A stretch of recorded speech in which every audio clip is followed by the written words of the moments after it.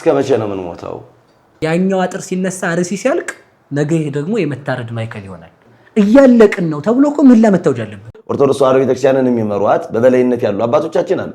እነሱ ከተኙ እነሱ ዝም ካሉ የኛ ድርሻ እስከምን ድረስ? የፖለቲካ ስልጣንን ፈርተው ምዕመናን እየታረዱ እየተሸጡ ምዕመናን እየተሰደዱ ምዕመናን ቤታቸው እየፈረሰ የምዕመናን ደምና የምዕመናን ልቅሶ ሳይገዳቸው ለስልጣናቸው ያደሩትን አይደል? በተስፋ መቁረጥ ውስጥ አንገደፍተው የሚሰማን የለንም ብለው በሃይማኖትም በሚጠብቃቸው መንግስትም በተስፋ መቁረጥ ውስጥ ያሉ ወገኖቻችን አሉ። ሰው ቤትም ሲፈርስ ዝም ሰው ገድለን አትክልት ተክለው ለምንድን ነው ሲባል ጥላ ይሆናቸዋል። እንዲህ አይነት መልስ ነው እየተመለሰው መኖሪያ አጥቶ ሜዳ ላይ እያደረ ሰውየው ኖረበት ሰው የሚኖርበት ቤት ላይ ሰውየው ነቅለን ጎፈሬ የሚከፈክፍ ሰው አስመስለን አትክልት መትከል ራሱ ምድራዊነት። ሰነፎችን በማየት ምንደኞችን በማየት በጎች ተስፋ ቆርጠው መውጣታቸውን አግባብ ነው ይላሉ። በዘረኝነት የተከፋፈለ ምዕመን ይዘን መሆን የለበትም። ታይተን ተመለስን ተቆጥረን ገባን ብዙ ነን ከመባል የዘለለ ስራ መስራት አልቻልንም። የውሸት መግለጫም ልንሰጥ እንችላለን፣ የውሸትም ከፊታችሁ ነው ልን እንችላለን። የእውነት ግን አንቀጥል።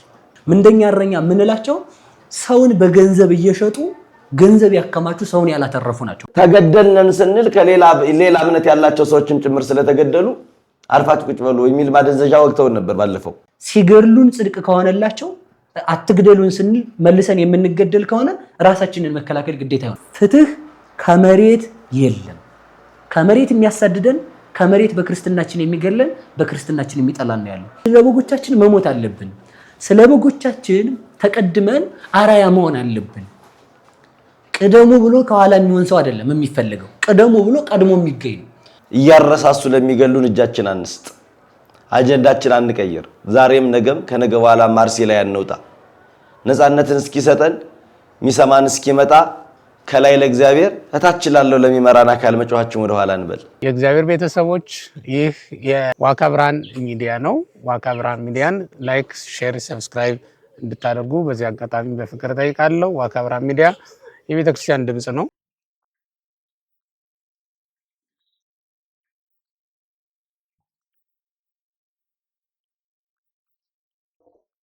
በስመ አብ ወወልድ ወመንፈስ ቅዱስ አሐዱ አምላክ አሜን። ሰላም ተመልካቾቻችን እንዴት አላችሁ? ይህ ዋካ ብርሃን ሚዲያ ነው። ገብረ ባኮስ በተሰኘ ልዩ መርሃ ግብራችን ከእናንተ የሚመጡ ጥያቄዎችን ብታውቋቸው ብለን የምናስባቸው ያዘጋጀናቸውን እንዲሁም ወቅታዊ የሆኑ ጥያቄዎችን እያዘጋጀን መምህራነ ቤተክርስቲያንን እያቀረብን እንጠይቃለን። ዛሬ እግዚአብሔር ወዶና ፈቅዶ ታላቁ መምህራችን ከመካከላችን ይገኛሉ። መምህራችን መጋቤ ብሉይ ወሐዲስ የኔታ ግሩም ወርቁ ናቸው።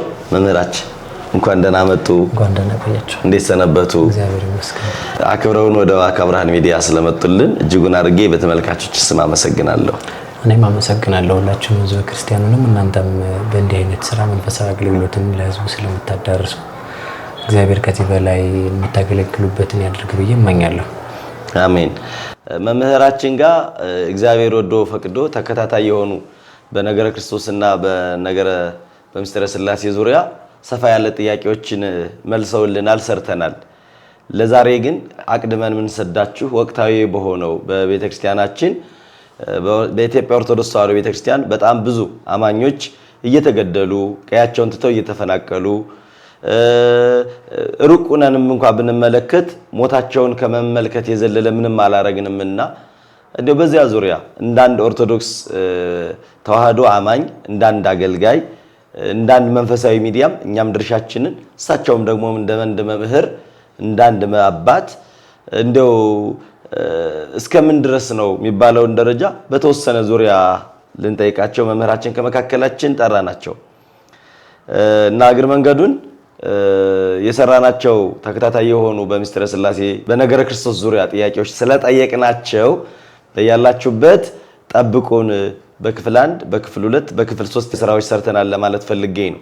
ወደ ጥያቄ ከመግባቴ በፊት መምህራችን የቲክቶክ እና የዩቲዩብ ፔጅ አላቸው። በቅርቡ እንደውም ማስታወቂያ ሰርቶ ብሰው መጣል አይደል? አዎ መጣል መሰለኝ። ሚዲያት ማን ይባላል? እስኪ ያስተዋውቋቸው። አትጠፈር ሚዲያ 21 በዩቲዩብም በቲክቶክም። አዎ በቲክቶክ የሚገርሙት ማስታወቂያ ከተሰራ በኋላ በጣም ብዙ ሰው አጠፈር ሚዲያ 21 ሚል በተለይ ጠፈር ሚዲያ 21 ሚል በጣም ብዙ ሰው እየከፈተ ነው። አዎ ያው አንቃወምም፣ ግን አገልግሎቱ እንዲዳረስ ሊሆን ይችላል ወንድሞቻችን የከፈቱ ያሉትና እሱን ሳንቃወም ባጭር ቃል በሚሰራው መረጃ በትክክለኛው እንዲቀበሉና ጥያቄና መልስ ሲኖራቸው ምናልባት በዚህ አካውንት ሌላ የሚያወራቸውም ሌላ ነገር የሚሰራ ሰው ካለ ራሳቸው እንዲጠብቁ መልክቴ ነው። አዎ ቀላል እንዳይመስልዎት። በመጀመሪያ ደረጃ የሚያዳርሰው በራሱ ስም ከፍቶ ማያዳርስ፣ በዛ ላይ ደግሞ ምን ያደርጋሉ መሰለዎት? በዛ ሰው ስም ይከፍታሉ፣ ገንዘብ ይጠይቃሉ። እንደው እግዚአብሔር አያድርገውና እርግጥ እውነታው ሐሰት ይሮጥ እውነትን አይቀድምም። ወንጀል በመስራት ያልሆነ ነገር በማድረግ የመምህሩን ስምም ሊያጠለሹ የሚሞክሩ ብዙዎች አሉ። ከዛ አኳያ የራሱን የባለቤቱን አካውንት ማሳወቅ ትልቅ ነገር ነው። ስለዚህ ይሄንን የአንበሳውን ድርሻ የተወጣውም የሚወጣው ዋካ ብርሃን ሚዲያ ነው ብዬ አስባለሁ። ማለት ከዋካ ብርሃን ሚዲያ ጋር ባደረግነው ቆይታ መካከል ላይ ነው ጠፈር ሚዲያ አንድን ያስተዋወቅ ነው አይደል? ስለዚህ ከምንጩ ዋካ ብርሃን ያስተዋወቀው ሚዲያ ከዋካ ብርሃን ጠይቆ ቤተሰቡ ሜንሽን እናደርጋለን፣ እንታዘዛለን። በርትተው እንደሚሰሩ ተስፋ አደርጋለሁ። ይሁንሽ እንደ እግዚአብሔር ፈቃድ። መልካም። ዛሬ የተገናኘ ነው እንደ እውነቱ የካቲት 24 ነው። ከ3 ቀናት በፊት የተለመደበት የሞት ቀጠና ሆኖ በተለይ ኦርቶዶክሳውያን እየተመረጡ አንገታቸው በሚቀላበት በጦር በስለት በሚገደሉበት በአርሲ አካባቢ ያለውን ሞት መስማት የሞት ዜና መስማት ከጀመርነን ብዙ አመት ሆኖታል። በእርግጥ እንዳጠቃላይ ከ10 አመት በላይ የኢትዮጵያ ኦርቶዶክስ ተዋሕዶ ቤተክርስቲያን አማኞች እየተመረጡ መገደል ከጀመሩ ቆይተዋል። በተለይ ግን በዚህ አመት ከተወሰነ ጊዜ በፊት በቁጥር 10-15 የሚበልጡ ሰዎች ሞቱ። በኋላ ወደ 20 የሚበልጡ ሞቱ። በኋላ 10 እያልን ቆይተን በዚህ ሳምንት አሁን ባሳለፍነው ሳምንት ወደ 28 በላይ በግርድፉ ማለት ነው ኦርቶዶክሳውያን ተገለው በማተባቸው ምክንያት ተገለው በአንድ መቃብር ሲቀበሩ አየን እና መምህር ጥያቄ እስከ መቼ ነው የምንሞተው? እንግዲህ አንዳንድ ጊዜ እስከ መቼ ነው የምንሞተው የሚለውን ሐሳብ በአንድ ቃል ብቻ መመለስ ይቻላል። የመጀመሪያው የምንሞተው አንድ እስካልሆነ ድረስ እንሞታለን ማለት ብዙ ሰው እንዲረዳልን የምንፈልገው ሰማዕትነት ማለት አንሙት አትግደሉን ስንል ሰማዕትነት ማግኘት አናገኝ ማለታችን ግን አይደለም። እርግጥ መጽሐፍ እንደሚናገረው ቅዱስ ጴጥሮስ ተፍጻሜ ሰማዕት ቅዱስ ጴጥሮስ ኦግዚኦ ረስያ ለደሜ ደመ ኩሎሙ ማይተመ ሰማዕታት አንጾኪያ አቤቱ ጌታ ሆይ የኔን ደም የሰማዕታት መጨረሻ አድርጋት እያለ ከመንበረ ማርቆስ እየገባ ሲጸልይ አሜን የሚል ድምጽ ይሰማ ነበር ተብሎ እናገኛለን። ቅዱስ ጴጥሮስ አሁን አቤቱ ጌታ ሆይ የኔን ደም የሰማዕታት መጨረሻ አድርጋት እያለ የጸለየበት ምክንያት የመጀመሪያው እንደዛ ያለበት ምክንያት ምእመናን መከራ ሲጸናባቸው ሃይማኖታቸውን እንዳይክዱ ነው እንጂ እንደውም ሊቃውንት ምንድን ነው የሚሉት? ሰማዕትነትን ያህል ክብር ምእመናን ሰማዕትነትን እንዳያገኙ ቅዱስ ጴጥሮስ እኔም ብቻ ሰማዕት አድርገኝና ከኔ በኋላ ያለው ሰማዕት አይሆን ማለቱ ነው ወይ ያለውን ሲተረጉሙ ምንድን ነው ሊቃውንቱ?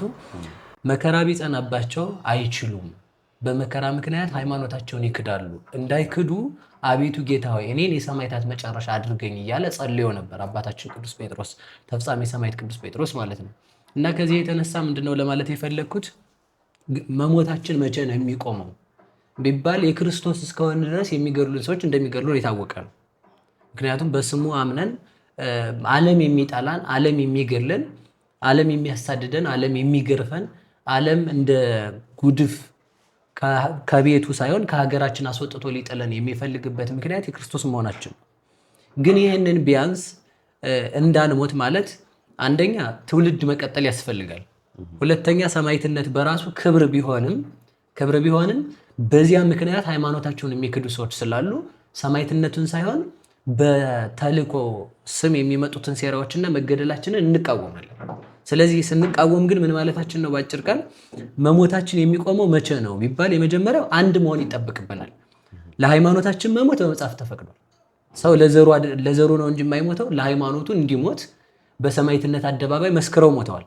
አሁን ግን እስመ ሰብእ ያለብሳ ለከዩ ሃይማኖተ እንደተባለ ያችን ሃይማኖት ያንን መገደላችንን መሞታችንን ክርስትናችንን ዘር አልብሰው ክርስትና ተኮር ግድያ እየተደረገብን ነው። ለብዙ ዘመናት ክርስትና ማጥፋት አይቻልም። በነገራችን ላይ አማኝን ማጥፋት አይቻልም።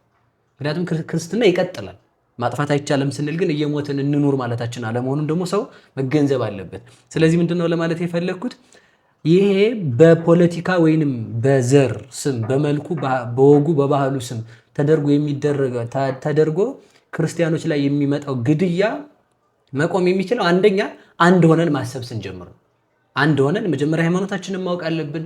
ሁለተኛ ለምን እንገደላለን፣ በምን ምክንያት ነው እየተገደልን ያለ ነው የሚለውን ስናጠና እየተገደልን ያለ ነው የመጀመሪያ ጊዜ ኢትዮጵያ ላይ እንዲህ አይነት ግድያ የተጀመረው ቋንቋን እና ብሔርን ተኮር አድርጎ ሀገር አንድ ብሔርን ከአንድ ብሔር በማስወጣት ነበር የመጀመሪያ የተደረገው። ያ ብሔር ከዛ ቦታ ከለቀቀ በኋላም አነጣጥረው ደግሞ እያደረጉት ያሉት ማተብ አስረው ሰው ላይ። ስለዚህ ምንድነው ማለት ነው በየጊዜያቱ የሚደረጉ ግድያዎችና ጦርነቶች የሚደረጉት ማን ላይ ነው ማለት ነው? ክርስቲያኑን ባነጣጠረ ሁኔታ ነው። ስለዚህ ክርስቲያኑም አላወቀም፣ ክርስቲያኑም ድምፅ መሆን አልቻለም፣ ክርስቲያኑም አንድ መሆን አልቻለም። ስለዚህ የሚገድሉን እስከመቼ ነው ካልን ቢያንስ አንድ ሆነን እንኳን ሞታችን ማማር አለብን። ቢያንስ እንኳን ገዳዮቻችን ገድለውን እንኳን ሊተውን አልቻሉም። በምክንያት ይገሉናል፣ ያለ ምክንያት ይገሉናል። በምክንያት ገደሉ፣ በምክንያት አሳደዱ፣ በምክንያት አፈናቀሉ። አሁን ደግሞ ያለ ምክንያት ደግሞ በማይተው ብቻ ነው እየሞተ ያለው። በአጭር ቃል ዝም ብሎ ሲገለጥ ምን ማለት ነው? ዋናው ሀሳብ መፍትሄ ሊሆነን የሚችለው ይሄ የጳጳስ ድርሻ ነው፣ ይሄ የመነኩሴ ድርሻ ነው፣ ይሄ የሰባኪ ድርሻ ነው የሚባል ነገር የለም። ለምሳሌ አንድ ሀሳብ ብንወስድ ራስ እዚህ ጋር አለች፣ ከዛ እዚህ ጋር አይን አለ፣ እዚህ አፍንጫ፣ ከላይ እዚህ ጋር 5 ሕዋሳት አሉ። እነዚህ እንዳሉ ሆነው ከታች እግር አለ። ለምሳሌ ራስ እዚህ ጋር እግር ሲመታ ራስ ምን አገባኝ ብትል ነገ ጠዋት እሷን ተሸክሟት የሚሄድ እግር አለ ብዬ አላስብም። የለም። ምንድነው ለማለት የፈለግኩት አንድ አካል ነን ማለት ጳጳስ የራሱ ድርሻ አለው፣ ቄስ የራሱ ድርሻ አለው፣ ዲያቆን የራሱ ድርሻ አለው፣ ምዕመን የራሱ ድርሻ አለው። ሕዋሳት በሰላም መመራትና አካላቸውን በሰላም መምራትና ደግሞ ማስጓዝ የሚችሉት አንድ መሆን ሲችሉ ነው። ስለዚህ ለአንድነት ሰው በራሱ መማር ይችላል። ለምሳሌ አይን እዚህ ጋር ጉልት ብላ ጅብ ሲመጣ አላይም ብላ አይኔ እንግዲህ ሁሉ ምን አገባኝ ሁልጊዜ እያየሁ ብርሃን እያረፈብኝ ብላ ብትገጥም አይን ካላየች እግር እራመዳለሁ ሲል ጉድጓድ ይገባል። እግር ጉድጓድ ከገባ እግር ሲታመም አይን በሰላም መተኛት አይችልም። ለምን ቢባል እግር ከታመመ አይንን እየጠዘጠዘ ከዚህ ምንድነው የሚባለው ህሊና ታሟል ብሎ በሴል አማካኝነት እግር መታመሙን ስለሚነግረው፣ ስለዚህ ህሊና መታመሙ ሲነግር እግር ሲቆጠቁጥ በህመሙ ምክንያት አይን እንቅልፍ አታሳድራለች ማለት ነው።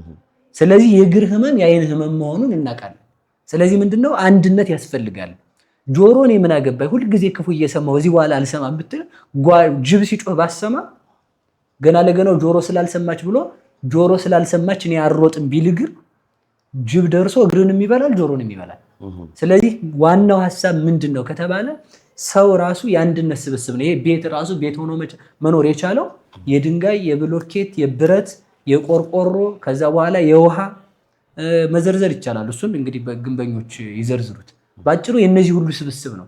አንድ ቤት መሆን የሚችለው ብሎኬቶች ተጋጥመው ተነባብረው መኖር ሲችሉ ነው። ልክ እንደዚሁ እንደሆነ ሁሉ እኛ ይሄንን የሚመጣብንን መገደል፣ መሞት፣ መሰቃየት፣ መሰደድ ቢያንስ ተገንዝበን አንድ መሆን ስንችል ነው። እየተገደልንም እየሞትንም እየተሰደድንም ያለ ነው በቋንቋችንም በባህላችንም ሳይሆን አንድ ክርስቶስን አምልከን በመገኘታችን ነው። ስለዚህ ለዚህ ደግሞ መፍትሄ ሊሆን የሚችለው አንድ እስካልሆን ድረስ መሞታችን አያቆም። አንድ ከሆን ቢያንስ ለምንሞትለት ዓላማ ድምፅ ሆነን ለምንሞትለት ዓላማ ወጥተን በአደባባይ መሞት እንችላለን። ሰማዕትነት የተከበረ ነው። ማንኛውም ለምሳሌ ቅዱሳን ሰማዕታት የምንላቸው በአደባባይ እየሄዱ እኔ ክርስቲያን ነኝ እያሉ የሞቱበት ነው። አሁን ቀጣይ የሚመጣው ዘመን ይሄ ነው። ቀጣይ የሚመጣው ዘመን ምንድነው? ቀጣይ አሁን በዚህ እንደዚህ ሸርሽረው ነጠላ ለብሶ የሚሄድ ክርስቲያን ነጠላ መልበስ ወንጀል የሚሆንበት ሰዓት ይመጣል። ማተብ አስሮ መውጣት ይኸው እንደውም ተጀምሯል። አንዳንድ ቴሌቪዥን ላይ ማተባቸውን ካልቆረጡ ዜና ማንበብ አይችሉም። ስለዚህ ክርስትና ወንጀል ሆኗል ማለት በሀገሪቱ። ዩኒቨርሲቲም ነጠላ ተከልክለው ነበር። ስለዚህ ነጠላም ተከልክሎ ነበር የሆነ ሰዓት ላይ። አሁንም ሊከለከል ይችላል። ክርስቲያኖች ሱሪ እንዲለብሱ፣ ሌሎች እምነቶች ደግሞ በእምነታቸው ለብሰው እንዲገቡ የተፈቀደበት ምንድን ነው? ስለዚህ ይሄ ምንድነው? ክርስትናን በራሱ የማጥፋት ስራ እየተሰራ ነው በሀገሪቱ ላይ። ክርስትናን የማጥፋት ዘመቻ እየተሰራ ነው ያለው። ስለዚህ እንደዚህ ከሆነ በአጭር ቃል ምንድነው ለማለት የፈለግኩት ማስቀደስ አንችልም፣ ቀጣይ መቁረብ አንችልም፣ በዓል ማክበር አንችልም። ምናልባት የአደባባይ በዓል ሊፈቀድ ይችላል። የሚፈቀድበት ምክንያት በዩኔስኮ ስም ቅርሳችንን ባህላችንን ስለሸጠ። በነገራችን ላይ ሰው አውቆልኝ እንዴት የምፈልገው አንድ ነገር አለኝ እኔ ማለት ነው። ዩኔስኮ ማስገባት ቅርስን መሸጥ የዓለም ቅርስ ማድረግ ነው። የዓለም ቅርስ ከሆነ ደግሞ ያ ቅርስ ባህል ሆኖ ነው ሊቀጥል የሚችለው። ስለዚህ ምንድነው ለማለት የፈለግኩት ምናልባት የአደባባይ በዓሎቻችን ያልተከለከሉት የአደባባይ በዓሎቻችን ላይ ጉዳት ያልደረሰብን ወደውን ሳይሆን የወግ ሃይማኖቱን ወደ ወግነት ወደ ባህልነት ቀይረው በዚያ የሚያገኙት ገቢ ስላለ ነው ሊሆን የሚችለው እንጂ ክርስትናን ለመጥላት እኮ ማስረጃው ቤተክርስቲያን ፈርሷል፣ ቤተክርስቲያን ተቃጥሏል፣ ካህናት ታርደዋል፣ ምዕመናን ታርደዋል። ያም ሳይሆን ከዛም በላይ ደግሞ የሚያሰቅቀው ገድሎ መሄድ ወግ ነው። አንድን ሰው በብዙ ስቃይ ቆራርጦ ማሰቃየትና አንድን ሕፃን እናትና አባቱን ፊቱ አስቀምጦ መግደል ይሄ ሳይኮሎጂካዊ ጥቃት ነው እየደረሰብን ያለ ነው እንደ ኦርቶዶክሳውያን። ስለዚህ ለዚህ መልሳችን ምንድን ነው ተብሎ የሚጠየቅ ከሆነ የምንሞተው እስከ መቼ ነው የሚል ሰው ካለ እገሌ ለምን አልጮኸም፣ እገሌ ለምን ድምፅ አልሆነኝም ማለቱን ትተን እኔ ምን ይጠበቃል እንደኔ ከኔ የሚጠበቀውን እኔ ማድረግ፣ እንዳይን አይን የሚጠበቅባትን ማድረግ። ለምሳሌ አይን ምላስ እግር ቢታመም እግርን ለማዳን ማን ናቸው የሚዘምቱት? ሁሉም ሕዋሳት ናቸው። አይን እያየ ይሄዳል ያያል፣ እግር እያነከሰን ቢሆን ይሄዳል። ምላስ እሷ አልታመመም እግሬን አሞኝማ ንስ ይላል ማለት ነው። እግሬን አሞኛል ብሎ የሚለፈልፈው ምላስ ነው። ጆሮ ደግሞ ከሰውየው የሚመጣውን ቃል ሰምቶ እንዲህ ያለውን በዚህ ሰዓት ተጠቀም ተብሎ ሲጻፍለት ያችን ሰዓት ህሊና እያሰበ አይን እያየ እጅ መድኃኒት እያቀበለ ምላስ አላምጦ እያዋጠ ሆድ እየተሸከመ በዚህ ምክንያት የታመመው አካል መዳን ይችላል ማለት ነው። ስለዚህ አሁን የምንገደለው የሚሞቱ ክርስቲያኖች በምንም ምክንያት ሳይሆን ምንም አይነት ታርጌት ይልበስ። እሺ ለምሳሌ እንጠይቅ። እዛ ያሉት ቦታ ያዙ ገዳማውያኑ ሲታረዱ ምን አድርገዋቸው? ገዳም መነኮሳት በጥይት ተደብድበው የዝቋላው ሌላም ቦታ ላይ የታረዱት መነኮሳት ምን አጥፍተው? ለመነኩሴ እግር እንጂ አገር የለው። እነሱ እግዚአብሔርን ጥግ አድርገው ገዳም ላይ ተቀምጠው የሚጸልዩ ናቸው። እነሱን መግደል ሃይማኖት ጠልነት እንደሆነ በዚህ እናውቃለን።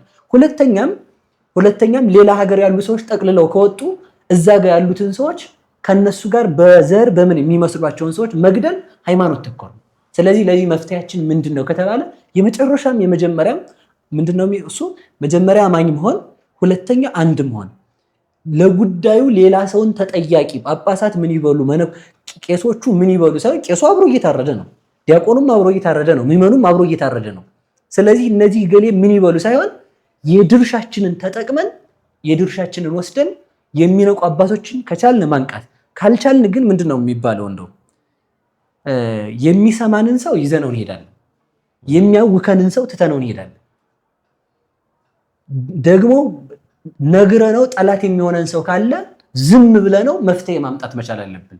የሚሰማንን ሰው ማስከተል፣ ጠላት የሚሆነንን ሰው ዝም ማለት፣ የሚሰማንን ግን የመረጃ ጥረት ያለበትን ሰው ማንቃት። በዚህ ምክንያት ሞታችን የሚቆመው ምን ሲሆን ነው ከተባለ አንድ መሆን ስንጀምር እንደ ቤተክርስቲያን ስናስብ ነው። አይደለም ኢትዮጵያ ላይ በዓለም ላይ የሚታረዱ ክርስቲያኖች እንኳን ሞታችን ነው። ስለዚህ ሰው ሊያውቀው የሚገባው ይሄን ነው እና ሁለተኛ ተጠያቂ የምንሆነው ደግሞ ሶሻል ሚዲያ ተጠቃሚዎች ሰዎች ላይ ያለን ሰዎች ሁሉ እንደዚህ አይነት ነገር ሲፈጠር ለዚህ ያንን ልቅሷችንን እንዳናለቅስ እንኳን ሌላ አጀንዳ ተፈጥሮልን እንሰጣለን። እኛ ዳቦውን ስናባረር ህይወታችንን በጎን ይነጥቁናል ማለት ነው። ስለዚህ እዚህ ላይ ትኩረት አድርገን አንድነት እንዲመጣ መስራት፣ ለአንድነት መቆም፣ እገሌን ተወቃሽ ከማድረግ እኔ ምን ሰርቻለሁ ብለን ራሳችን ለመስራት መነሳት ነው። ከዚያም በኋላ ቢያንስ እንደ ትውልድ እየቀጠለ ሰማዕትነቱም እየቀጠለ ይሄዳል። ሰማዕትነት ክብር ነው። በሰማዕትነት የሚሞቱት ይሞታሉ፣ ትውልድ ደግሞ ይቀጥላል። ስለዚህ ኦርቶዶክስን ከስር ነቅሎ ለማጥፋት የሚደረግ ዘመቻን ሁላችንም ወደ አንድነት ተቀላቅለን ከራሳችን የሚደረግ ድርሻን ነቅተን አንድ ሆነን መመከት አለብን ብዬ አስባለሁ። አንድ እንዴት እንሆን? እንደው በጣም ይቅርታ መምህር፣ አንድ እንዴት እንሆን? ለምሳሌ አርሲ አካባቢ ያለ አሁን ሰው እየነገሩን ነበር። በዓለም ውስጥ ያለው ኦርቶዶክሳውያን ሞት የሁላችን ሞት ነው። ኳስ ሜዳ የገባ ሰው የሚጫወቱት 22 ሰዎች ናቸው። የሚደግፈው ቡድን ግን ሲያሸንፍ ራሱ እንዳሸነፈ ነው የሚሰማው ሰው። ዋንጫ የእንግሊዝ ፕሪሚየር ሊግ ላይ ዋንጫ ሲበላ በላን ብሎ ነው የሚያወራ ሰው ሰምቶት ከሆነ ዋንጫውን እንደበላው አድርጎ የራሱን በዛ ጨዋታ ውስጥ ራሱን አስገብቶ በአንድ ኦርቶዶክሳዊ ሞት ግን የኔ ሞት ነው ብሎ የሚሰማው ሰው ምን ድረስ ነው? እኔ ለማን ይጮሁ? አሁን እዛ ያሉት ሰዎች መንግስት ካልሰማቸው አባቶቻችን መግለጫ በመስጠት እሱንም አሁን ነው እግዚአብሔር ይመስገን ከመቅረት ማርፈድ ይሻላል። ካሁን በፊት በነበረው ዝም ነበር ያሉ ጸጥ ረጭ አሉ።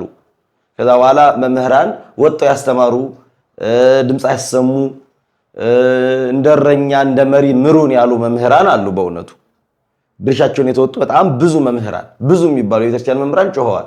ከላይ ያለው ከሲኖዶሱ ከሊቃነ ጳጳሳት ጀምሮ በተለይ ቤተክርስቲያንን አሁን ላይ በመምራት ላይ ያለው ዝም ነበር ያሉት። አሁን ሰሞኑን በነበረው መቼስ እስልምና ጉዳዮች ላይ መግለጫ ሰጡ። የኢትዮጵያ ኦርቶዶክስ ተዋሕዶ ቤተክርስቲያን የሚመራት ዝም ቢል ይገርም ነበር። ተማክረው የሚሆን ምን ይሆን ሰጥተዋል። መግለጫ በመስጠት ብቻ ነው ወይ የኛን መከራ ሊያርቁልን የሚችሉ አባቶቻችን? ምንድን ይጠቅመኛል መግለጫ? የለመድነው ነው። ሺህ ዓመት ነው ሲወራ የሰነበተ። ይሄ በዚህ 5 ዓመት ውስጥ እንኳን በዚህ ቦታ ላይ በመደረገው መግለጫ እየሰጡ ነው ምን ሰማው። መግለጫ ብቻ ለኛ ላለመሞት ምንድነው ተስፋ የሚሆነን? ወንጌል በራሱ ሲናገር በመስማቱ ብቻ ሳይሆን የሚዳነው በመተግበሩ ነው። ስለዚህ በአጭር ቃል መግለጫ ጥሩ ነው፣ አልተቃወምንም፣ አባቶቻችንንም አንቃወምም እስከመጨረሻው ነው። ግን እኛ እያልን ያለነው ያንን ነገር ስንናገር አባቶቻችን ለምን ሞታችንን አይሰሙልንም? አንድ ልጅ ሲርበው ለአባቱ ይጮሃል፣ ያለቅሳል። አሁንም እየጠየቅን ያለነው የምንናገረው በዚያ ልክ ነው። በልጅና በአባት መካከል ያለ ነው የምንናገረው። ስለዚህ መግለጫ ብቻውን መፍትሄ ሊሆን አይችልም።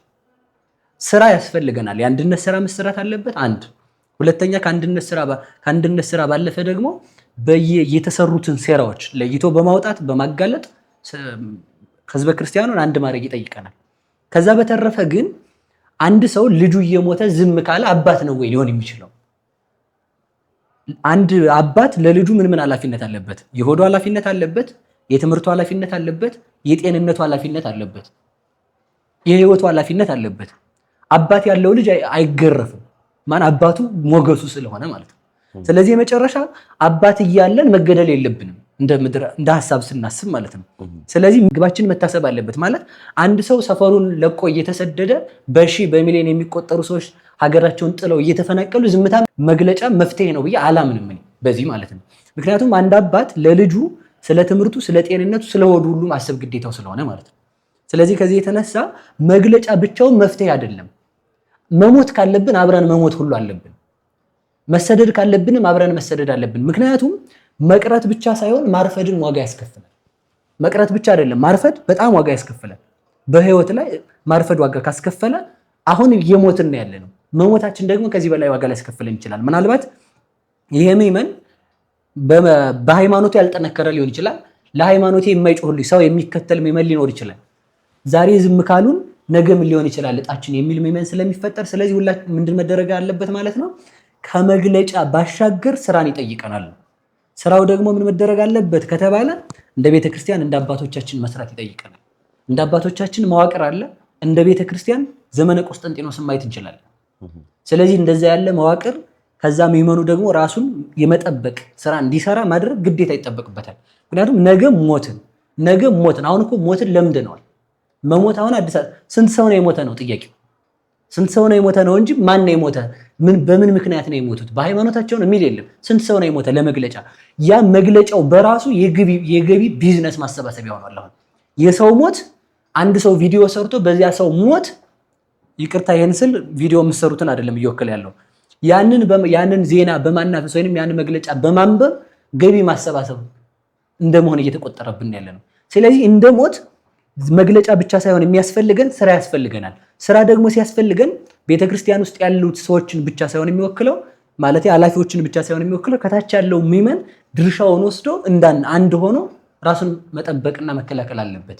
ሲገድሉን ጽድቅ ከሆነላቸው አትግደሉን ስንል መልሰን የምንገደል ከሆነ ራሳችንን መከላከል ግዴታ ይሆናል። መምህር እሺ፣ ወደ እስካሁን ሲናገሩ የሰሙታል ትዝ ይለዎታል? ያለፈው በነበረው መግለጫ ለመስጠት በጣም ዘግይቶና የህዝቡ የክርስቲያኑ መንጫጫት ኢዶ የሚያጠና አካል ላክነን ብለው ላኩ።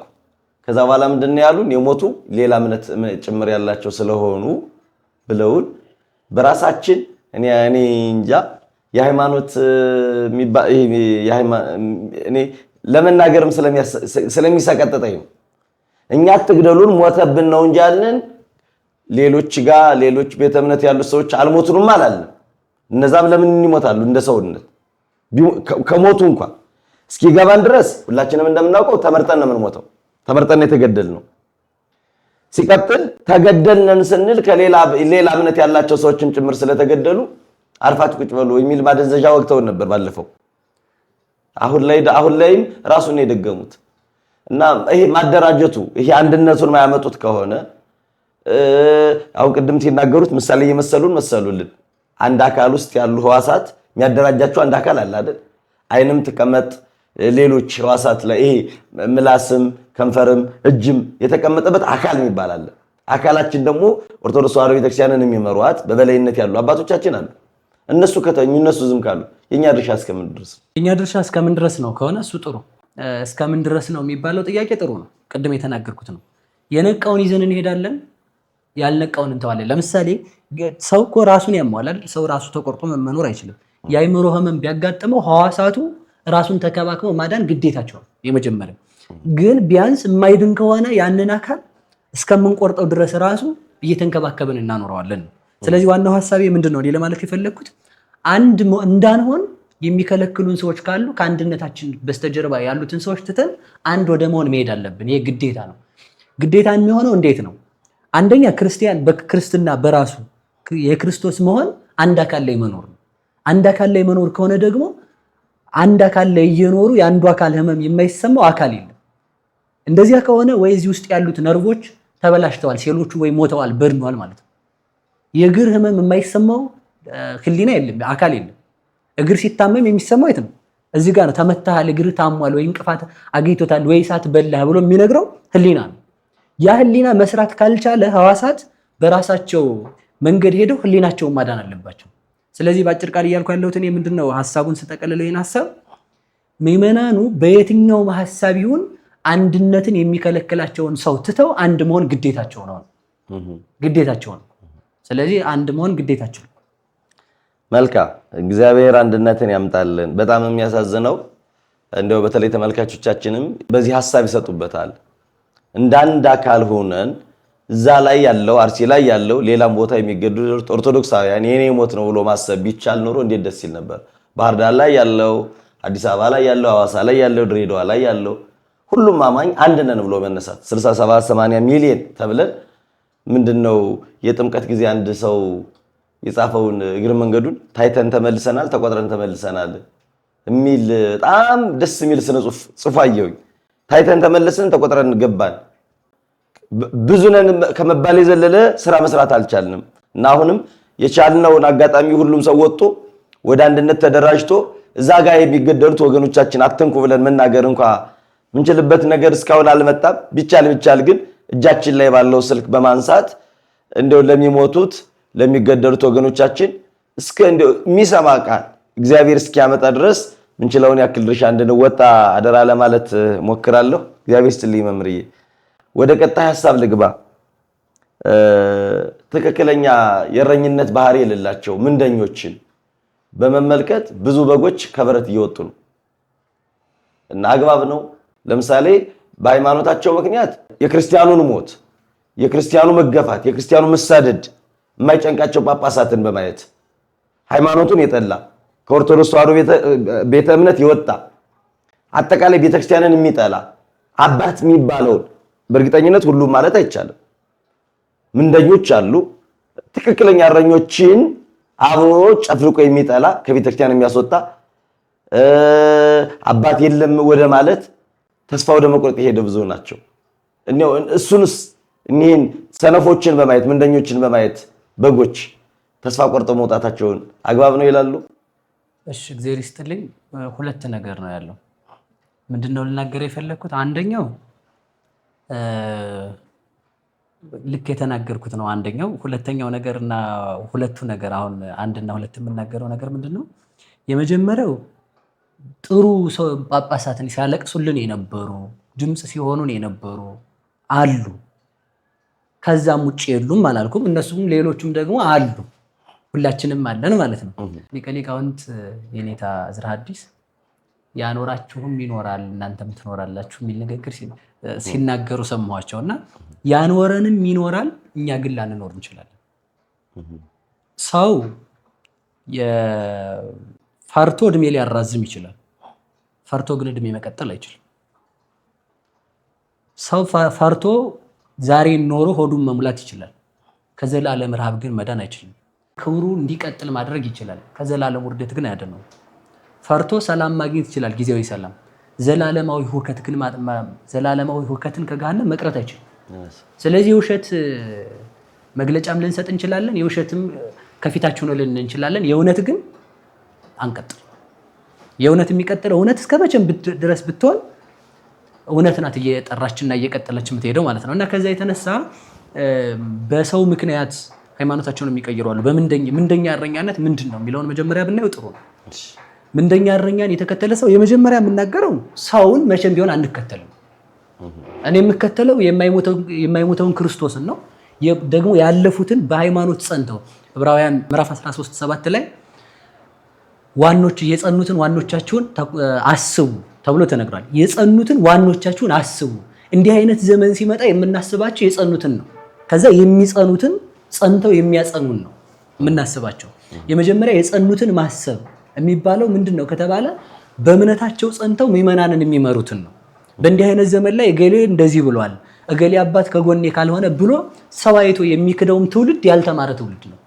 ሙሉ እውቀት የሌለው ሰው ለማለት የፈለግኩት ምንድነው? ያልተማረ ለማለት የፈለግኩት ሰውን የሚከተል ሰው እገሌ አባት እንደዚህ ካልሰጠልኝ እምነቴ ልክ አይደለም፣ ወይንም የኛ አባቶች እንደዚህ ይፈራሉ ማለት ነው የሚል ሰው እሱ ትክክል አይደለም። በማን እናነሳለን ከተባለ በዲዮቅልጥያኖስ ሁላችንም እንደምናውቀው በጣም አማኝ ንጉስ ነበር። ክርስቲያን ደግ ንጉስ ነበር ዲዮቅልጥያኖስ በዘመኑ በነገሰ ጊዜ።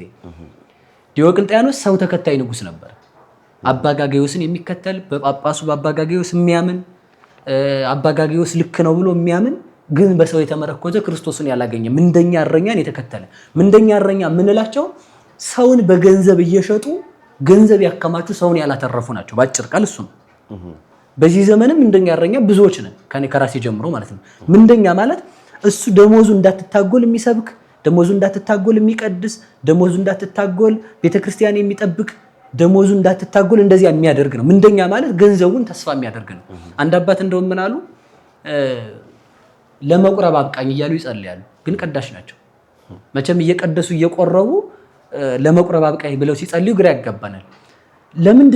ለምንድነው መምሬ ሁልጊዜ እንደዚህ እያሉ የሚጸልዩት ሲሏቸው፣ ዛሬ የምቀድሰው ስራ ሆኖብኝ ነው እንጂ ልቆርብ እንደሚመናኑ ንስሐ ገብቼ ኃጢአቴን አምኜ ክርስቶስን ልቀበለው ተዘጋጅቼ አይደለም እየተቀበልኩ ያለሁት አሉ። ስለዚህ ምንደኛነት ማለት ተልኮን ሳያውቁ መግባት ነው።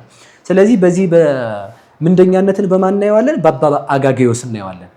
ምንጊዜም ቢሆን አሁን ሰውን መናገር የምፈልገው ዛሬ ላይ ለሚፈጠሩ ምንደኛዎች እና ዛሬ ላይ ለሚፈጠሩ ደጋግ አባቶች ትናንትን ማየት በቂ ነው። ትናንት ምንደኛዎች ነበሩ፣ ዛሬም ምንደኛዎች አሉ፣ ነገም ይኖራሉ። ትናንት ገዳዮች አሉ፣ ገዳዮች ሞተዋል። የገደሏት ምዕመን ቤተክርስቲያን ያቃጠሏት ቤተክርስቲያን አለች።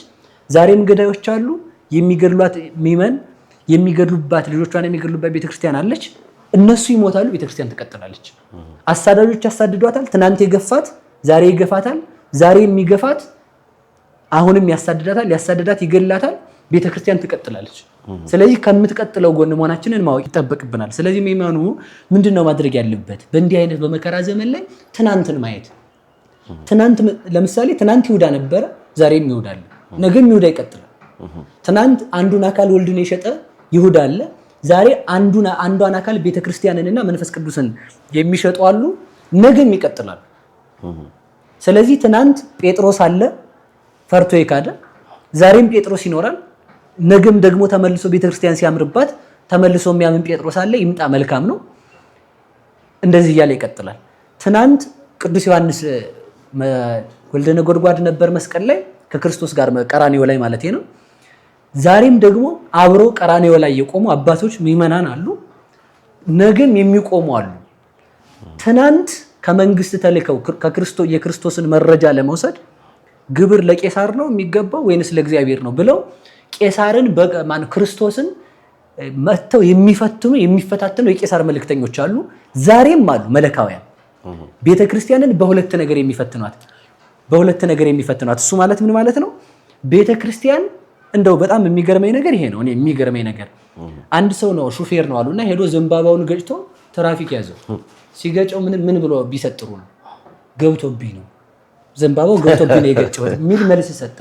እና ፖለቲካው እየመጣ መንገዳችን ላይ እየገባ እየገጨን እኛ ስንናገር ፖለቲካ ተናገሩ ብሎ ያወራል ራሱ ፖለቲካው። ስለዚህ ለማለት የፈለኩት ምንድነው ፖለቲካው ትናንት በክርስቶስም ዘመን ነበረ። ክርስቶስን ለቄሳር ስጡ ቢል የእግዚአብሔር ልጅ ነኝ ይላል፣ ቤተ መቅደስን ያራቁታል ይሉት ነው። እሺ እንግዳውስ ደግሞ ለቤተ መቅደስ ስጡ ቢል ደግሞ የቄሳርን ግብር ይከለክላል ብሎ ሊከሱት። ስለዚህ በዚህ መካከል ያለን ምዕመናንና በዚህ መካከል የምንኖር አገልጋዮችና ተገልጋዮች ምን ማለት አለብን? ፈልጥ ተላብሰን እንደ ክርስቶስ መመለስ አለብን። የቄሳርንም ለቄሳር ስጡ፣ የእግዚአብሔርንም ለእግዚአብሔር ስጡ። አስጨንቀው የመጡትን አስጨንቀው ነው የመለሳቸው። አንድ ሳንቲም ነው መክፈል አይቻልም። በዚህ ቄሳር አለ፣ በዚህ ኪሩቤል ስዕል አለ። ስለዚህ እነሱ ለቄሳርን ገብር ለንጉስን ገብር የሚል መልስ ይዘውበት ሲመጡ ምንድነው ያላቸው? የቄሳርንም ለቄሳር የእግዚአብሔርንም ለእግዚአብሔር ከቻላችሁ ሳንቲሙን ከፍላችሁ ስጡት ብሎ አስጨንቆ መለሰላቸው ማለት ነው። ስለዚህ ምንድነው ለማለት የፈለኩት መረጃ ተልከው ለመንግስት አድረው ወይንም ደግሞ ለፖለቲካ አካል ባጭር ቃል ለፖለቲካ አካል አድረው ቤተክርስቲያንን ለመሰንጠቅ የተነሱ አካላትም ይኖራል። እነዚህ እስከ መቼ ስለሚቆዩ እስከ ለተምጻት ድረስ የሚቆዩ ናቸው እያወራ ያለው ታው። ስለዚህ ምንድነው ለማለት የፈለኩት በዘመኑ ምዕመናን መከተል ያለባቸው ሰውን ሳይሆን መከተል ያለባቸው አባቶች እነማን ናቸው ሲባል የጸኑትናል። በእምነት የጸኑትን እንዴት እናገኝ? ወይንም ደግሞ ለወዳድ ምዕመናንን እየሸጡ ገንዘብና ስልጣን ዝና ብቻ የሚያተርፉትን ሰዎች በምን እንለይ የሚለውን ጥያቄ ሲጠይቀኝ የምመልሰው አሁንም ወደ ትናንት ነው፣ ዛሬ ላይ አይደለም። ዛሬ የሚመጣ አዲስ ነገር ምንም የለም። ወደ ትናንት ስንመለስ አባ ጋግዮስ ተናነሳ።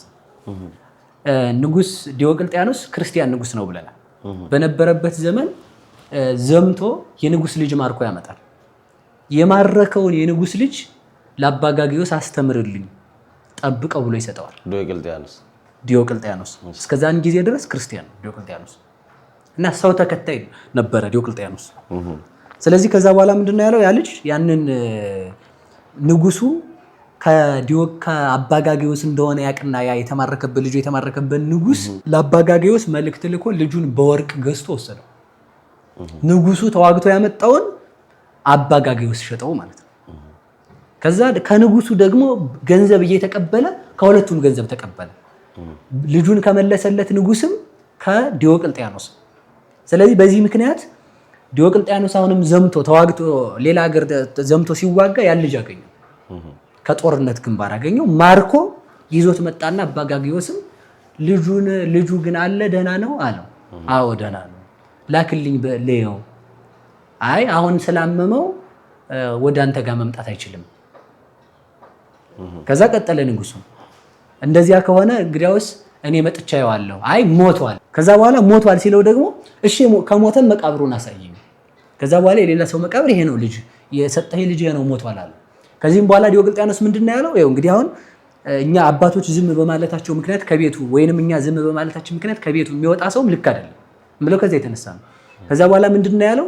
እግዚአብሔር ካለ አባ ጋግዮስን ቀድሰህ አቁርበኝ ልበለው እና አባ ጋግዮስ ቀድሶ ካቆረበኝ ስጋው ደሙን ሲቀበል ከሰነጠቀው እግዚአብሔር አለ ከፈረደበት፣ ካልፈረደበት ግን ሃይማኖታችን ራሱ ልክ አይደለም ማለት። ስለዚህ ከምን ይፈጠራል ማለት ነው? ሰውን መከተል ሃይማኖትን ወደ ማጣት ያመጣል። ስለዚህ ምንድነው ለማለት የፈለኩት? በቤት ውስጥ ባሉ ሰዎች ምክንያት ሃይማኖታቸውን የሚለውጡ ሰዎችም ልክ አይደሉም። በምንደኛ እረኛ ማለት ነው። አባቶቻችን የምንላቸው ሌላ ስለሆኑ ማለት ነው። እነዚህ አይደሉም። ከዛ በኋላ ምንድነው ያደረገው? አሃዱ አባላ ዲዮቅልጥያኖስ አባ ጋግዮስ አልተሰነጠቀም። ቆረበ፣ ስጋው ደሙን ተቀበለ፣ አባ ጋግዮስ አልተሰነጠቀም። ከዛ መጨረሻ ላይ ምንድነው ያለ ዲዮቅልጥያኖስ? እግዚአብሔር ቢኖር ኖሮ ዲዮቅልጥያኖስን ያጠፋው ማነው? አባ ጋግዮስን ያጠፋው ነበር። ስለዚህ ሃይማኖታችን ልክ አይደለም ብሎ ካደ። በዛ የተነሳ በአንድ ባባ አጋግዮስ ኃጢአት ምክንያት ዲዮቅልጥያኖስ ቤተክርስቲያንን ማጥፋት ያዘ። ለብዙ ዘመናት ቤተክርስቲያን ስትቃጠል ኖረች። ከዛም በኋላ ምንድነው ያደረገው? ለአባ ጋግዮስ ወርቁን አፍልቶ አጠጣው። አባ ጋግዮስ ወርቁን አፍልቶ ሲያጠጣው አባ ጋግዮስ ተሰነጠቀ። ዲዮቅልጥያኖስ ወርቅ ማምለክ ጀመረ ማለት ነው። ስለዚህ ምንድነው ለማለት የፈለኩት ባጭር ቃል ሰውን መከተልም ለሃይማኖታችን ማስረጃ አይደለም። በሃይማኖታችን የምናስባቸው ምንደኛ እረኛዎችን ሚመናንን ሸጠው ገንዘብ ያተረፉትን በመቅጠር ስም ጉቦ ተቀብለው ስልጣናቸውን ያስከበሩትን የፖለቲካ ስልጣን እንደ መለካውያን ለንጉስ አዳሪዎች ሆነው የፖለቲካ ስልጣንን ፈርተው ሚመናን እየታረዱ እየተሸጡ ሚመናን እየተሰደዱ ሚመናን ቤታቸው እየፈረሰ የሚመናን ደምና የሚመናን ልቅሶ ሳይገዳቸው ለስልጣናቸው ያደሩትን አይደለም። እነዚህ የኖሩ ናቸው፣ ይቀጥላሉ። ግን ሚመኑ ማንን ይከተል ከተባለ የጸኑትን መከተል አለበት የሚል መልእክት ነው ያለው። መልካም የጸኑትን እንድናይ እንግዲህ እግዚአብሔር ይርዳን። በጣም ትልቅ ነገር ነው። የወደቀውን ያው ብዙ ጊዜ የወደቀውን እናያለን። የወደቀው ይሁዳን 11ዱን ሐዋርያት ረስተን የወደቀው አርዮስን 318ቱ ሊቃውንትን ረስተን የወደቀ ማየት ልማዳችሁ ሆኗልና የጸኑ የበረቱ አርአያ የሚሆኑን ያለፉትም አሁንም ያሉትን የጸኑት እንድናይ እግዚአብሔር ይርዳን። የመጨረሻ ጥያቄ መምህርዬ፣ ትክክለኛ እረኛ ማን ነው? ማንን ይመስላል? እስኪ በምንድን ነው መለኪያቸው? የትክክለኛ እረኛ አሁን ሰው ግራ ይጋባል። ማንን እንመን? አሁን የሚገርሙት እንዲሁ ሰፋ ላድርገው ብዬ ነው መምህርዬ። ትምህርት ሁሉም ሰው መምህር ሆነ። ስልኩን አንስቶ የቤተክርስቲያን ስርዓት ይሄ ነው ብሎ ይናገራል። ከዛ በኋላ ሰው ይመጣና የትኛውን እንያዝ? ጾም ጋር ሲመጣ በዚህ ሰዓት ይፈሰካል፣ በዚህ ሰዓት ይጻፋል ሲባል ሁሉም ሰው ይሄ አይቻልም ብሎ የሚከለክለው አለ። ትልልቆች ደግሞ የሚወስኑት ውሳኔ አለ። ልክ በእንደዚህ ሁሉ ህዝበ ምዕመናኑ ግራ የሚያጋቡ እና የትክክለኛ መምህራን፣ የትክክለኛ እረኛ፣ የትክክለኛ አባቶች መለኪያው ትክክለኛ እረኛ ማን ነው? ማንን ይመስላል? ጥያቄው ትክክለኛ እረኛ ማን ነው? ማንን ይመስላል የሚለው ነው ያስኩ ያሉት። እግዚአብሔር ይስጥልኝ። ለማንኛውም ይሄን ነገር ስናገር አሁንም ማለት ነው አሁንም ደግሞ መናገር የምፈልገው ምናልባት የሰው መሞት ለኛ ተለምዶ እንደ አዲስ ነገር ላይ ሆነብን ይችላል ለሰዎች ማለት ነው። እና የትክክለኛ እረኛ መስፈርቱ ዮሐንስ ወንጌል ምዕራፍ 10 ቁጥር 11 ላይ ያለው ነው። አነ ውእቱ ኖላዊ ኄር ወኖላዊ ሰሄር ዘይሜጡ ነፍሶ ቤዛ ነፍሳ ባገዩ። እኔ ቸር እረኛ ነኝ። ቸር እረኛ ስለ በጎቹ ነፍሱን አሳልፎ ይሰጣል። አንድ ሰው ቸር እረኛ ነኝ ካለ ቅዱስ ዮሐንስ አፈወርቅም እንደተናገረው ተሾም። ቸር እረኛ ሹመትን ራሱ አይፈልግም። ሹመት ከተሾመ ደግሞ ለተሾመበት ዓላማ እያለቀሰ ሲገዛ ይኖራል። እያለቀሰ እስከ መጨረሻ ዘመኑ ሲገዛ ይኖራል። ለምን? አንደኛ የተሾመባቸው የሚያስቡ በጎች ናቸው። ሁለተኛ የተሾመባቸው በጎች ምድራዊ በጎች አይደሉም። አንድ ልጅ አባቱ በግ ጠብቅ ብሎ ሰዶት በግ አጥፍቶ ቢመለስ ማታ ቤት እንደማይገባ እሱ ያውቃል። ስለዚህ አንድ በግ ሲጠፋ አንድ የክርስቶስ አካል ክርስቶስ እንጀራ የከፈለለት ክርስቶስ ወርቅ ያለበሰው ክርስቶስ ውሃ ያጠጣው ክርስቶስ ፀሐይን ያወጣለት ብቻ ሳይሆን ክርስቶስ ራሱ ስጋውን የሰጠውና ክርስቶስ ራሱ የሞተለት ነው። ለዚህ ነው ቅዱስ ዮሐንስ አፈወርቅ ተሾም በተባለበት ጊዜ ምንድነው ያለው? እኔ የምሾመው በክርስቶስ በጎች ላይ ነው። የክርስቶስ በጎች ደግሞ ራሳቸው ማሰብ የሚችሉ ምድራዊ በግ ቢሆን እግሩን በሽመል እየተመታ የሚሆን በገመድ ታስሮ ይውላል። እንደፈለገው የሚሄድ ማሰብ የሚችል በግ ነው የምቆጣጠረው። ለቅዱስ ኤጲፋኒዎስም የጸኑትን ማሰብ እንችላለን። ተሾሙ ሲባሉ ሄደው ከአዝመራ መካከል ነበር የተደበቁት። እግዚአብሔር ግን ኤጲፋኒዎስ ያመነ በአህያ ነው ማለት አህያው ሞቶ አህያውን አስነስቶለት ከዛ በኋላ ሰብኮለት ነው ያመነው። መጨረሻ ላይም ደግሞ እንዲሾም ምክንያት የሆነው አህያ ነው። ጠፍቶ ምዕመናን ለሹመት ሲፈልጉት አህያው እህል ሊበላ ሲገባ ያንን አህያ ሊያስወጣ ሰውየው ሲሄድ ኤጲፋኒዎስ ተደብቆ ነው የተገኘው እዛው የተሾመው ማለት ነው። ስለዚህ የጸኑትን በማሰብ ቸር እረኛ የምንላቸው ክርስቶስን የመሰሉ ናቸው። ክርስቶስ ለምዕመናን የሞተ በጎቹ የበሉት እረኛ ነው እንጂ በጎቹን የበላ እረኛ አይደለም። አሁን ግን በጎቹን የሚበላ እረኛ ነው የመጣ ነው ሁላችንም ማለት ነው። ስለዚህ ስለ በጎቻችን መሞት አለብን። ስለ በጎቻችን ተቀድመን አራያ መሆን አለብን። ቅደሙ ብሎ ከኋላ የሚሆን ሰው አይደለም የሚፈልገው። ቅደሙ ብሎ ቀድሞ የሚገኝ ነው። እዩ ብሎ አይነ ስውር የሆነ ሰው አይደለም የምንፈልገው። እዩ አይቶ የሚያሳየን ሞቶ ሙቱ የሚለን ክርስቶስ ጾሞ ጹሙ አለን፣ ተሰዶ ተሰደዱ አለን፣ ተገርፎ ተገረፉ አለን፣ ተሰቅሎ ተሰቀሉ አለን። ለሃይማኖታችሁ ሙቱ፣ እኔ ለእናንተ እንደሞትኩ እናንተ ደግሞ በእምነታችሁ እንዲሁኑ ብሎ ነው ያሳየን። ስለዚህ ቸር እረኛ የሚባለው ክርስቶስን የመሰለ ነው። ክርስቶስን መስለው የሄዱትን ደግሞ አንድ ሁለት ብለን መዘርዘር እንችላለን። ለምሳሌ ክርስቶስን መስለው ከሄዱ መምህራን መካከል ሁሉም መስለዋል። ሁለት መምህራን ብቻ አንስቼ ልሂድ። አንዱ ቅዱስ ዮሐንስ አፈወርቅ ነው። ቅዱስ ዮሐንስ አፈወርቅ በዘመኑ በነበረበት በጣም ልብ ብለን እንስማ። አባቶቻችንን ስናስብ ይሄ ሁሉ ነው የሚሰማን። ቅዱስ ዮሐንስ አፈወርቅ ስለ አንድ ድሃ ሴት ነው ዘመኑን ሁሉ ወስኖ በሞት የተፈረደበት። በምን ቢባል ንግስቲቱ የአንድ ድሃ መበለት መሬት ቀማች። ያችን መሬት በመቀማቷ ምክንያት አሁን እኮ ቤት የክርስቲያን ቤት ሲፈርስ የሰው ቤትም ሲፈርስ ዝም ሰው ገድለን አትክልት ተክለው ለምንድን ነው ሲባል ጥላ ይሆናቸዋል። እንዲህ አይነት መልስ ነው እየተመለሰ ያለው ማለት ነው። ሰውን አሰድዶ በሰው ስፍራ ሰው በሚኖርበት ስፍራ ሰው መኖሪያ አጥቶ ሜዳ ላይ እያደረ ሰውየው ኖረበት ሰው የሚኖርበት ቤት ላይ ሰውየው ነቅለን ጎፈሬ የሚከፈክፍ ሰው አስመስለን አትክልት መትከል ራሱ ምድራዊነት። ስለዚህ ይህን ሁሉ ግዴታ መናገር ይጠበቅብናል። ስለዚህ ቅዱስ ዮሐንስ አፈወርቅ እድሜ ዘመኑን ሁሉ የኖረው ስለሚመናን ነበር። ምንድነው ያደረገችው? መሬቷን ቀማች። ቀምታ ትክል ስጣት አለች።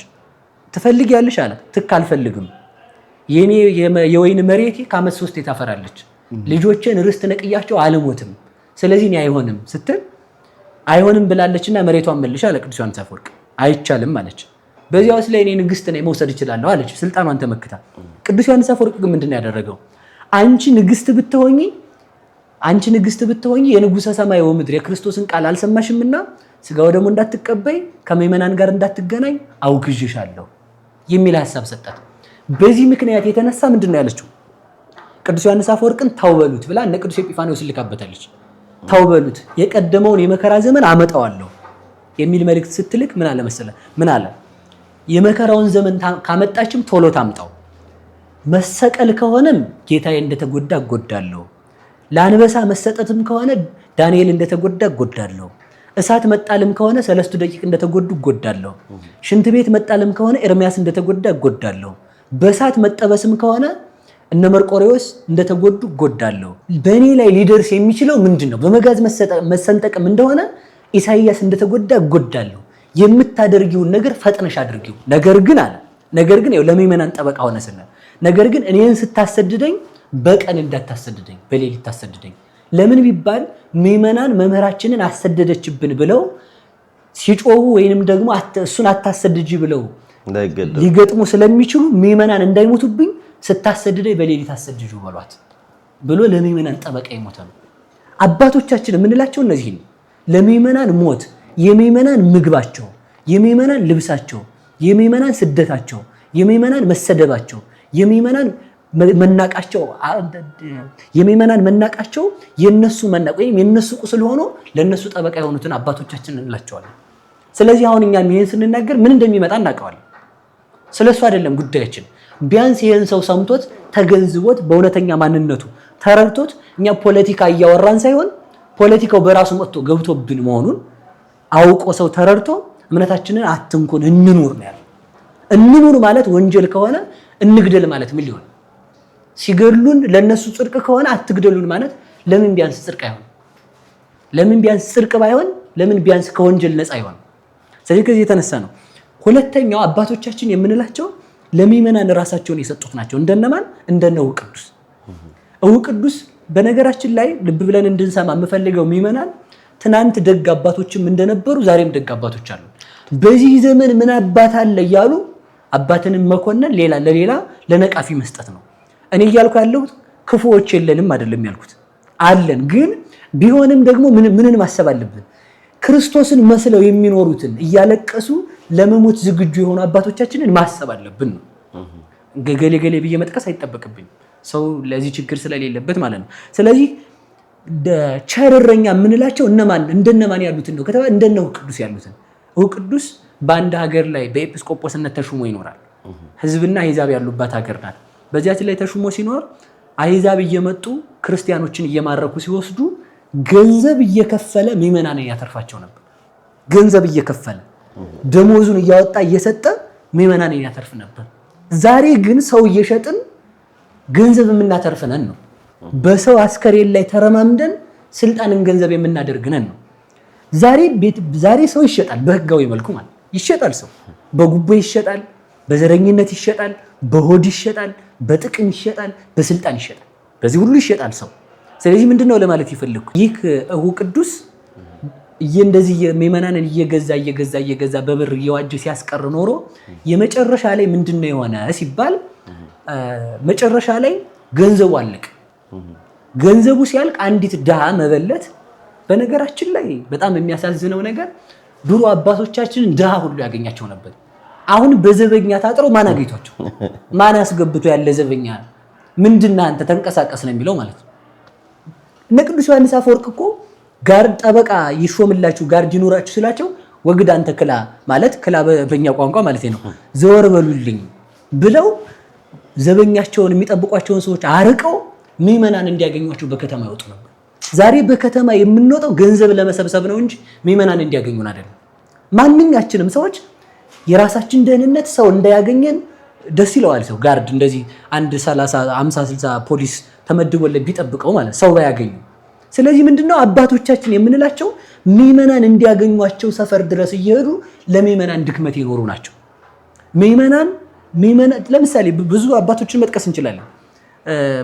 ዘማውያንን እኮ ሲያወጧቸው ዘማውያን ዝሙት የሚሰሩ ሰዎች ተሰልፈው ሊገቡ ባሉበት ጊዜ ከነሱ ጋር አብረው ተሰልፈው ወረፋ እስከሚደርሳቸው ጠብቀው ከዛ ዘማዊቷን ገብተው ምንድነው ያሏት? ዮሐንስ አጽር ማለት ነው። ዝሙት ትሰራለች ሴትዮዋ። ከዛ እሱም ለዝሙት ከሚፈልጓት ወንዶች ጋር ተሰለፈ። ከዛ አብሮ ገባ። ከገባ በኋላ በል ሰውዬው ውጣና አልጋ ላይ ስራህን ስራ አለችው። ከዛ እሱ ልቅሶ ያለቅስ ጀመር። ምን ነው አለችው። የሚያሳዝነኝ ዘላለማዊ የምታሳዝንኝ አንቺ ነሽ ነው እንጂ አላት። ለምን ይሄ መልክ ይፈርሳል አላት። ድሮውንስ ላይ ፈርስ ነው እንዴ? ምን መፍትሄ አለው?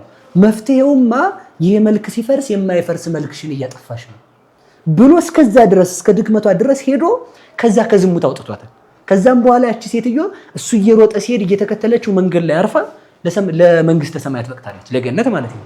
ስለዚህ አባቶቻችን የምንለው ሰውን እየሸጡ ገንዘብ የሚያደልጉትን ሳይሆን ራሳቸውን ሸጠው ምዕመናን ያተረፉትን ማን እው ቅዱስ እንደማን እንደ ክርስቶስ እችን ብቻ ነው የምመልሰው። ስለዚህ ምንድነው ያደረገው ቅዱስ ምዕመናንን በገንዘብ እየዋጀ ሲኖር ገንዘቡ አለቀ።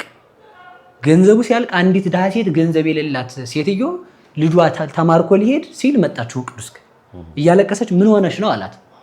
ልጄን ማርከው ሊወስዱት ነው ገንዘብ የለኝም፣ ገንዘብ እባክህ ስጠኝ፣ የለኝም ገንዘብ ጨርሻለሁ አላት። መጨረሻ ላይ ምንድነው ያላት? በደህና በወደል አገልጋይ ወፈር ባለ ሰው ልቀይራችሁ ብለሽ እኔን ቀይረሽ ልጅሽን አስመልሽ ነው ያላት። አባቶቻችን የምንላቸው እነዚህ ናቸው። ከዛም በኋላ ምንድነው ያደረገችው? ምዕመናንም ሲከፉ እንደዚህ ሰው ይሸጣሉ ማለት ነው። የኛ ብቻ መታየት የለበትም። ምዕመናንም አባቶቻቸውን ሸጠው ልጆቻቸውን አትርፈዋል። ከዛም በኋላ ምንድነው የሆነው? ያንን እሁ ቅዱስን ወስዳ በዚህ ሰውዬ ይሄን ልጅ ቀይሬ ብላ እነዛ ሰዎችም በዚያ ሰውዬ እሁ ቅዱስን በእሁ ቅዱስ የሴትዮይቱን ልጅ ቀይረው እሁ ቅዱስን ይዘው ተወርደዋል። ከዛም በኋላ ቸር ነውና እግዚአብሔር ከወረደ በኋላ ተማረከበት ቦታ ላይ የንጉሱ ልጅ ሞተ። የንጉሱ ልጅ ሲሞት ምንድነው ያለው? እሁ ቅዱስ ልጅን ባስነሳልህ ምን ታደርግልኛለህ አለው። የመንግስቴን እኩሌታ ሰጣለሁ። ይሄ አባቶቻችን የምንላቸው በኖሩበት ዘመን ሁሉ የመንግስትን እኩሌታ የሚመኙ ሳይሆኑ ለምዕመናን ጠበቃ ሆነው ይኖሩ ናቸው። ስለዚህ ምንድነው ያለው ቅዱስ? የመንግስትህን እኩሌታ አልፈልገውም። እንግዲያስ ምንድነው የምፈልገው? ከኔ በፊትም የተማረኩትን ከኔ በኋላ የሚማረኩትንም ልትሰጠኝ ቃል ግባልኝ። እንደዛ ከሆነ ልጅን አስነሳልሃለሁ። ከዛ በኋላ ምንድነው ያደረገ? እሺ ቃል ገብቼልሃለሁ አስነሳዋለሁ። እሁ ቅዱስ ያንን ልጅ አስነሳው። ያ ልጅ የንጉሱ ልጅ ሲነሳ ከሱ በፊት የወረዱትን የተማረኩትን ይዞ ወጣ። ከሱ በኋላ ንጉሱ ባለበት ዘመን ሁሉ የሚማረኩትን ክርስቲያኖችን ሊመልስልህ ቃል ገባለት። እሁ ቅዱስ ማንን መሰለው? ክርስቶስን መሰለው። እንደ ክርስቶስ በብር ታሽጦ ክርስቶስ መሸጣችንን በገንዘብ መሸጣችንን እንደዋጀልን በ30 ብር ተሽጦ የዮሴፍን መሸጥ እንደዋጀ እሁ ቅዱስ በብር ምዕመናንን እየገዛ ሲያስቀር ኖረ። ሁለተኛ የተሸጠውን የአንድ ድሃ የባልቴት የድሃዋን ልጅ እሱ ራሱ ተሽጦ የባልቴቷን ልጅ እንደዋጀ ክርስቶስ በ30 ብር ተሽጦ እኛን እንደዋጀን እሁ ቅዱስ በሴትዮዋ ልጅ ተተክቶ ተሽጦ የሴትዮዋ ልጅ ዋጀ። ክርስቶስ እሱ በሞተ ጊዜ ከተሰቅሎ ከሞተ በኋላ ወደ ሲኦል ወርዶ ከሱ በፊት የወረዱትን ነፍሳት ማርኮ ነፃነትን እንደሰበከላቸው ወደ ገነት እንዳወጣቸው እሁ ቅዱስ ተማርኮ በምርኮ ሄዶ ከሱ በፊት የወረዱትን ምዕመናንን ማርኮ ይዟቸው ወጣ፣ በነፃነት አወጣቸው። ከዚያም በኋላ ከሱ በኋላ የሚገቡትን እንዳዳናቸው ሁሉ ክርስቶስ ከሱ በኋላ የሚገቡትን በጥምቀት እንዳዳናቸው በኃጢአት የወደቁትን በንስሐ እንደሚያድናቸው ሁሉ እሁ ቅዱስም ከሱ በኋላ የሚወርዱትን እስከ መጨረሻው ድረስ በዘመኑ ተሽጠው ለባርነት እንዳይሄዱ እንዲህ ያደረገ ነው። ስለዚህ አባቶቻችን የምንላቸው ሰው ሸጠው ገንዘብ ያተረፉ ሳይሆን ራሳቸው ተሸጠው ምዕመናንን ያተረፉ ናቸው። ስለዚህ ለምዕመናን ድምፅ መሆን ግዴታችን ነው። ስለዚህ በዚህ አጋጣሚ መናገር የምፈልገው ምዕመናን ምንደኞች አገልጋዮችን እያያችሁ ተስፋ ሳትቆርጡ ምንደኞች ያልሆኑ እንደ ክርስቶስ ራሳቸውን ለምዕመናን ነፍሳቸውን ለምዕመናን አሳልፈው የሚሰጡትን እያዩ ተስፋ ማድረግ። እንደዛ የሚያደርጉ ሰዎች ተገልጠው ባይታዩንም እንኳን ትናንት የነበሩት አባቶቻችንን በማሰብ ዘመንን መሻገር ይቻላል። ስለዚህ ዘመንን መሻገር የሚቻለው ቅዱስ ዮሐንስ አፈወርቅ ሲናገር እንዲህ ይላል፣ ትልቅ ችግር የሚባለው ቤተክርስቲያንን ከመስቀል ላይ ማውረድ ነው ይላል። ቤተክርስቲያን እስከ ዕለተ ምጽአት ድረስ ከመስቀል ላይ አትወርድም። ያ ማለት ምን ማለት ነው? ከመከራ ላይ አትወርድም። በዚያ መከራ ውስጥ ግን አሁን ላይ የምናያቸው ሰዎች ብናጣ ትናንት የነበሩ ሰዎችን እያየን ዘመናትን መሻገር እንችላለን እና ከዚህ የተነሳ አባቶቻችን ክርስቶስን የሚመስሉ አባቶቻችን የምንለው ክርስቶስን መስለው ራሳቸውን ለመንጋው ለሕዝቡ ቤዛ አድርገው የሰጡ ናቸው እና ከዚህ የተነሳ የሚመኑ ግን አንድ ነገር አለ። እነዚህ ዓለም ብርሃን እነ ምናምን የሚባሉ ሰዎች ድክመታችንን ተጠቅመው የእናንተ አባቶች ድምፅ አይሆኑም፣ ክህነትም እንደዚህ ነው እያሉ ትችት የሚሰጡ ነገር ስላሉ ስለዚህ ስንናገር በልጅነት መንፈስ ነው የምንጠይቀው። ልክ አሁንም ወጣቱን በዚህ መስመር ነው ያለ ብዬ አምናለሁ። በልጅነት መንፈስ ነው እየጠየቀ ያለው። ይህ የልጅነት መንፈስ አጠያየቁ ደግሞ አገባብ ስንገደል እባካችሁ ተናገሩልን ከአንድ ምዕመን ድምፅ ይልቅ ለምሳሌ እኔ አሁን አንድ ምዕመን እንደው ምንድነው የሚለው ቅዱስ ዮሐንስ አፈወርቅ ሲናገር አንተ ሰው መምህር በመሆን ምክንያት ያንን ሁሉ ምዕመን አሳምነህ ባለማምጣት ተጠያቂ ነህ ይላል።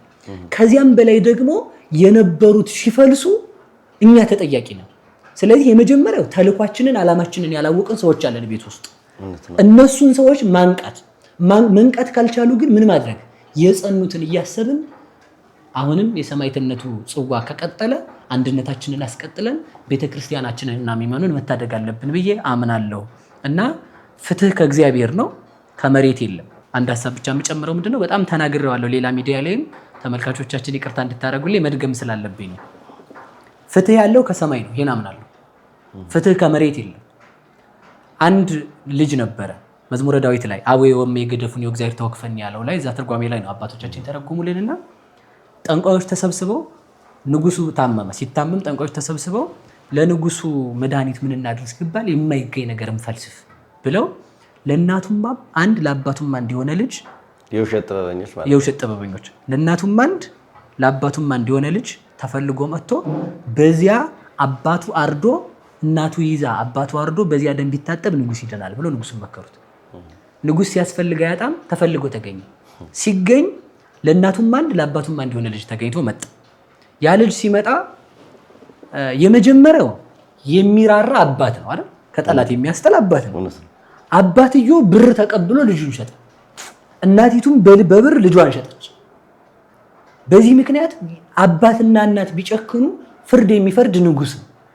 ንጉሱ ደግሞ ሊያርደው የተዘጋጀ ነው። ራሱ ንጉሱ ልጁን አስፈላጊ ነው። ስለዚህ ወታደሮች እንዳያድኑት ወታደሮቹ ፈላጊ ናቸው፣ ልጁን ይፈልጉታል። አባት እንዳይከለክል አባት ሸጦታል። እናት እንዳታለቅስ እናትም ደግሞ ብር ተቀብላ ልጇን ልታሳርድ እጁን እግሩ ልትዝ ነው። ስለዚህ ከዚህ የተነሳ ልጁ ከንጉሱ ፊት ቀርቦ ቀጥታ እያለቀሰ ወደ ሰማይ ይመለከታል። ወታደሮች አድነው አመጡት። አባትየው ሸጠው። እንደገና ብር ተቀብሎ ሰይፍ አነሳበት። ሁለተኛ እናቲቱ የወለደችው እናት ብር ተቀብላ እግሩን አስራ ያዘች። ሶስተኛ ላይ ፍርድ የሚሰጥ ንጉስ ነበር። ንጉሱ ግደሉት ብሎ በአደባባይ አቆመው። እጁን ሊታጠብ ተነሳ። የዛን ጊዜ ልጁ የመጨረሻ ያለው አማራጭ እያለቀሰ ወደ ሰማይ መመልከት ነው። ወደ ሰማይ እያለቀሰ ሲመለከት ንጉሱ ግራ ገብቶት አንተ ልጅ እናትህም እሷ አባትህም እሱ ወታደሮቹም እነሱ ንጉሱም እኔ እያለን ወደ ሰማይ ምን ያስመለክታል? ልጁ እንዲህ የሚል መልስ መለሰለት። ከመሬት ፍትህ ስለሌለ ወደ ሰማይ አንጋጥጣለሁ የሚል ቃል መለሰ። ፍትህ ከመሬት የለም። አሁን መናገር የምፈልገው ከዛም በኋላ ንጉሱ ምንድነው ያለው? እውንም እኔ 7 ጊዜ ብሞት ይሻለኛል እንጂ ፈራጅ እግዚአብሔር ስላለ ይሄን ልጅ አሳርጀው እግዚአብሔር ከሚፈርድብኝ ብሎ ልጁን አስትቶታል። በዚያም ምክንያት ደግሞ እግዚአብሔር ንጉሱን ፈውሶታል ይላል። ስለዚህ አሁን መናገር የፈለኩት ፍትህ ከመሬት እንደሌለ አውቀን ፍትህ አሁን ለምን እንትን አይታወጅም? ሰው የሆነ ጦርነት ሲመጣ ብቻ ነው እንዲህ ምህላ የሚያውጀው? እያለቅን ነው ተብሎ እኮ ምህላ መታወጅ አለብን ብለን በጸሎት መጠየቅ አለብን። ጉልበት ብቻ ላይሆን ይችላል። አብያተ ክርስቲያናት ምህላ ማወጅ፣ ጸሎት ማወጅ፣ ልቅሶ ማወጅ አለባቸው፣ ሁሉም በሚችለው ማለት ነው። ስለዚህ ፍትህ ከመሬት የለም። ከመሬት የሚያሳድደን ከመሬት በክርስትናችን የሚገለን በክርስትናችን የሚጠላን ነው ያለው። ስለዚህ ፍትህን ከእግዚአብሔር እንሻለን። ከእግዚአብሔር ስንፈልግ ግን በዘረኝነት የተከፋፈለ ምዕመን ይዘን መሆን የለበትም። ክርስቲያን አንድ ነው። አንድ አባት አለን እግዚአብሔር፣ አንድ እናት አለችን ድንግል ማርያም፣ አንድ ርስት አለችን መንግስተ ሰማያት፣ አንድ መዳረሻ አለችን ገነት፣ አንድ ክርስቶስን የምናውቅባት አለችን ቤተክርስቲያን፣ አንድ ጥምቀት፣ አንድ ሃይማኖት፣ አንድ አምላክ ብለን የምናምን ሰዎች ብዙ ነገራችን አንድ ነገር እያደረገን ሆድ ሊከፋፍለን አይገባም። እና በዚህ አጋጣሚ መናገር የምፈልገው በቋንቋ በዘር የምንከፋፈል ክርስቲያኖች አንድ ሆነን የሚሞት ክርስቲያን ነው። እኔ ሌሎች ሙቱ አላልኩም። ክርስቲያንስ እንኳን የሌላ የአረማውያንን ሞት የእንስሳ ሞትም አይመኝ። ለእንስሳ እንድንራራ ታዘናል። ግን የሚገሉንን ሰዎች አትግደሉን ብለን አንድ መሆን ኃጢአትም ወንጀልም አይደለም። ሰው በደንብ መያዝ ያለበት ዳር ሲፍ ስለዚህ አንድ መሆን ይጠበቅብናል የሚል መልእክት ነው ያለኝ። የሞቱ ወገኖቻችንን በአርሲ በሌላም ቦታ በማህተባቸው ሊቢያ ላይ ሲታረዱ ነበር።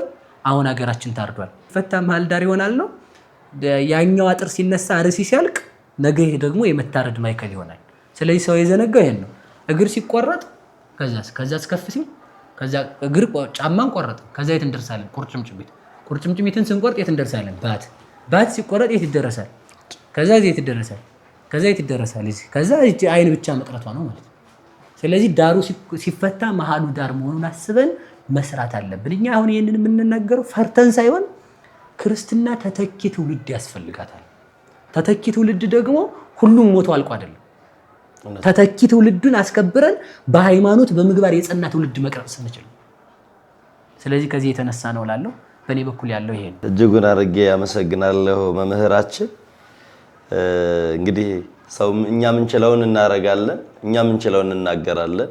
ሁሉ የሚቻለው መድኃኔዓለም ደግሞ ፈቃዱ የሆነውን ይሰራል። በተለይ ባሉበት መከራው ባለበት ስቃዩ ባለበት በየቀኑ ክርስቲያን በመሆናቸው ብቻ ወገን ዘመድ አልቆባቸው ቤታቸውን ጥለው ተፈናቅለው እግዚአብሔር ይህን የጨለማ ቀን አብርቶ ሰላማቸው እንደሚመልስ ተስፋ እናደርጋለን። ለድርሻዎትን ስለወጡ እጅጉን አድርጌ አመሰግናለሁ። የዋካ ብርሃን ሚዲያ ቤተሰቦች ሁላችሁም በምንችለው ለቤተክርስቲያን ድምጽ እንሁን፣ ድርሻችንን እንወጣ። እመማቸው እኛን ይመመን፣ ከታመሙት ጋር እንደታመማችሁ ናችሁ አስቡ ነው ያለ ቅዱስ መጽሐፍ። ስለዚህ ከሚሞቱት ወገኖቻቸው በስቃይ ውስጥ ካለፉት ወጥተው ሲመለሱ በየቀኑ በገዛ ሀገራቸው የውም 60-70-80 ሚሊዮን ኦርቶዶክስ አለ በሚባልበት በገዛ ሀገሩ ሰው ባዳ ሲሆን እኔ እንጃ ነገ ነጭ ለብሰን አደባባይ ወጠን ለመዘመር ድፍረት ስናገኝ ቢያንስ ሌላው እንኳን ባንችል በተነገረ ልክ ራሳችን ከፍ ለማድረግ እንውጣ። አጀንዳ ለመቀበል ሳይሆን አጀንዳ ለመስጠት ለተወሰነ ቀን ተቀብለን እንደው ድምጽ ለመሆን ፕሮፋይል ቀይረን ቪዲዮ ሼር አድርገን ከዛ የዘለለ ረስተነው ቆይተን ደግሞ በኋላ እያረሳሱ ለሚገሉን እጃችን አንስጥ።